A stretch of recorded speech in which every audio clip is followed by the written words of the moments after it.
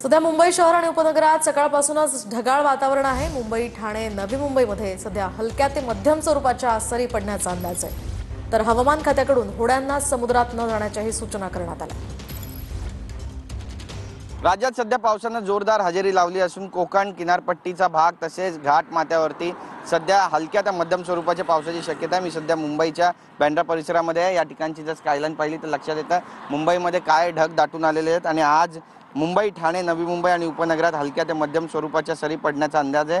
मुंबईमध्ये काळे ढग दाटून आलेले आहेत, जोरदार हवा वारे वाहण्याची सुरुवात झालेली आहे। काही ठिकाणी हलक्या ते मध्यम स्वरूपाच्या पावसाचा अनुभव येणार असल्याचं बोललं जाते, त्यामुळे दैनंदिन कामकाजावर फारसा परिणाम होण्याची शक्यता सध्या तरी दिसत नाहीये, पण मुंबईकरांनी काळजी घ्यावी असं आवाहन करण्यात आलेलं आहे। तर दुसरीकडे भारतीय हवामान विभाग आणि महासागर माहिती सेवा केंद्रानं लहान होड्यांना समुद्रात न जाण्याच्या सूचना दिल्यात। यासोबतच पूर परिस्थितीमुळे नदीकाठच्या गावांना सतर्कतेचं आवाहन करण्यात आलेलं आहे। कोकण आणि मध्य महाराष्ट्राच्या घाटमाथ्यावर मुसळधार ते अतिमुसळधार पावसाची शक्यता हवामान विभागाने सध्या वर्तवली आहे। विशेषतः रत्नागिरी, रायगड आणि सिंधुदुर्ग या जिल्ह्यांमध्ये पुढील 4 दिवस पावसाचा जोर कायम राहील।